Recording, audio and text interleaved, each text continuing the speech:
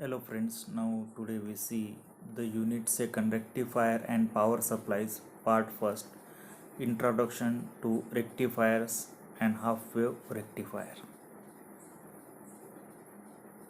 Rectification. So what is the meaning of rectification?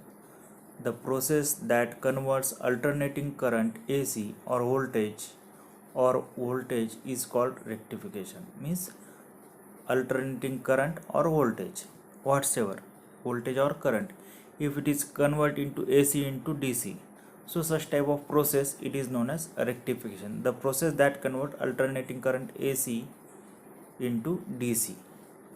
Rectifier, it is defined as an electrical device used to converting alternating AC voltage or current into unidirectional DC voltage or current.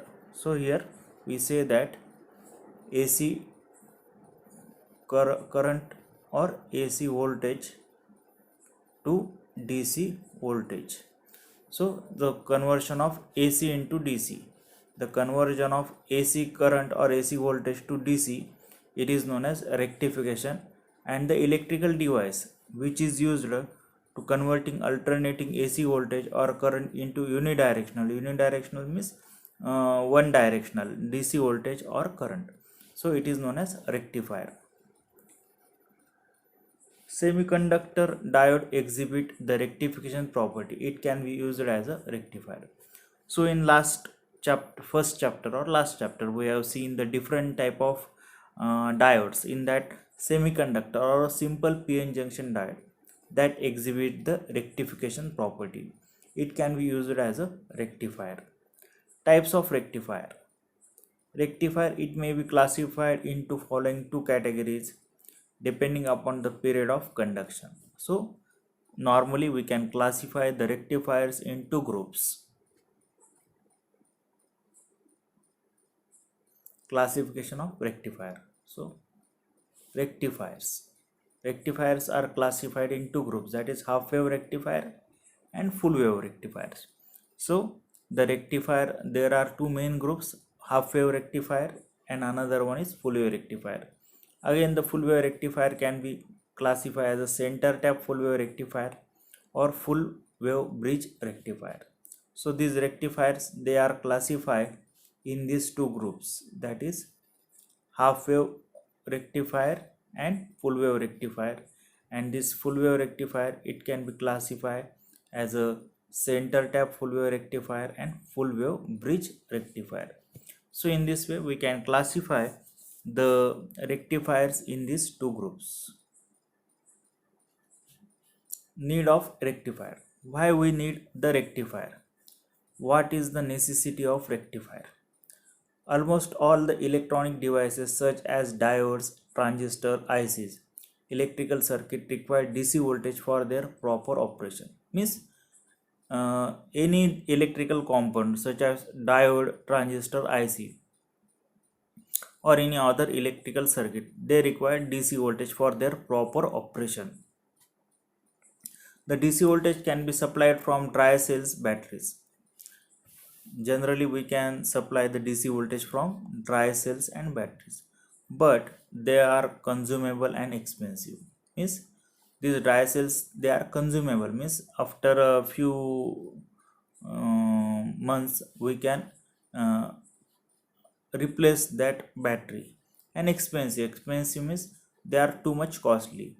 The rectifier can be used as a substitute for DC source, and therefore instead of these dry cells or battery, we use the DC source. It is a substitute for this expensive and consumable dry cells and batteries. A half wave rectifier is a rectifier which conduct an AC voltage into DC voltage only during the half wave of the AC signal is called as half wave rectifier.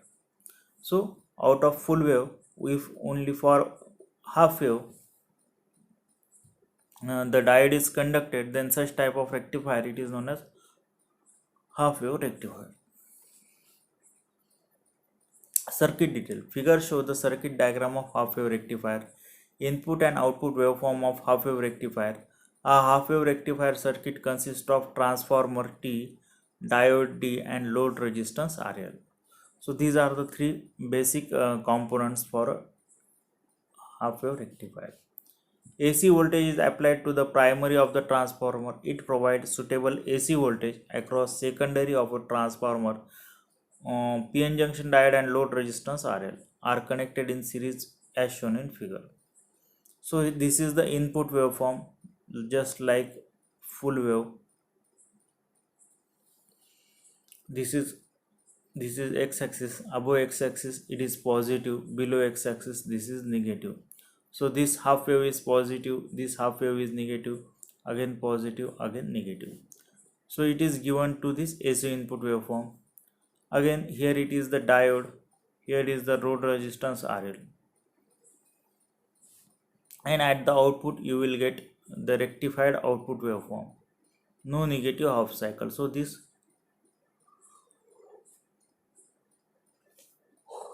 the negative form is not present there. Operating principle working. During the positive half cycle of the AC input voltage, the priority of the voltage across the secondary is such that the PN junction diode is in forward bias. The PN junction diode conduct and the current IL flows through the load resistance RL for instantaneous voltage greater than new voltage.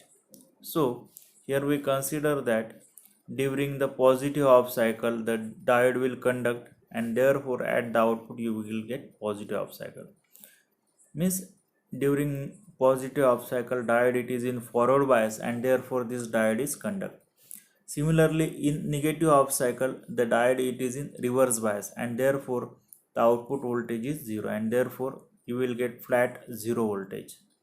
Again for next half cycle, again this diode it is in forward bias, and therefore again you will get positive half cycle. Again for next negative half cycle the diode is in reverse bias, therefore not conduct, and therefore the output voltage is 0.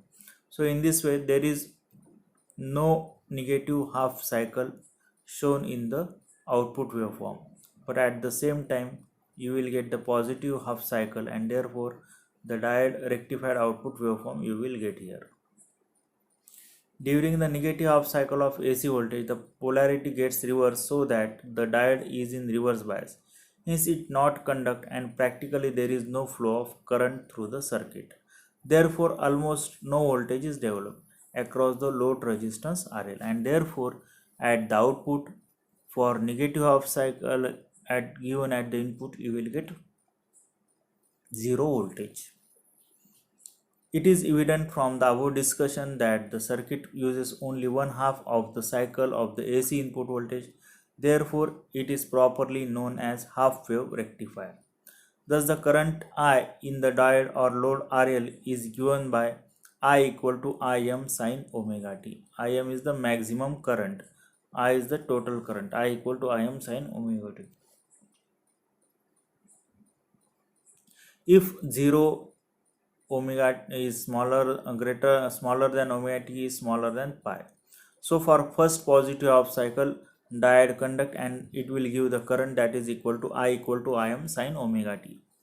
For negative half cycle, that is from pi to 2 pi, pi omega t to 2 pi, the current is 0, where Im is equal to Vm upon Rf plus RL, where Rf is the forward resistance, RL is the load resistance, Vm is the maximum voltage. So in this way we find out the maximum current. Peak inverse voltage, that is PIV. It is defined as the maximum voltage at which the PN junction diode must survive during the negative half cycle of the AC input. PIV equal to Vm is maximum voltage of AC input signal. DC output current. The peak value of the current Im through the PN junction diode is given by Im equal to Vm upon Rs plus Rf plus RL. So Im is the maximum current, we say that, and Vm is the maximum voltage upon the resistance Rs plus Rf plus RL.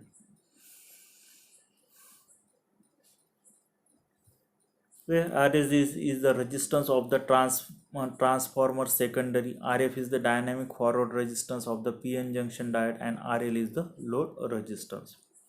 DC output voltage. The DC voltage developed across the load resistance RL is given by VDC equal to Vm upon pi. Ripple factor. It is defined as the ratio of RMS value of AC component voltage or current to the DC component of its rectifier output. That is R equal to ripple voltage upon DC voltage. Ripple voltage is given by VR RMS and DC voltage is given by VDC. Ripple factor means how successful a rectifier circuit is doing AC into DC. So with ripple factor is one of the factor. With the help of that we can find out that how the circuit or how is the rectifier useful, or it can rectify the AC into DC. In terms of current, ratio of ripple current to DC current, that is R equal to IR RMS upon IDC. Efficiency eta. It is defined as the ratio of the output DC power to the total amount of input power supplied to the circuit. That is eta equal to PDC upon PAC. PDC is the DC output power, PAC is the input AC power.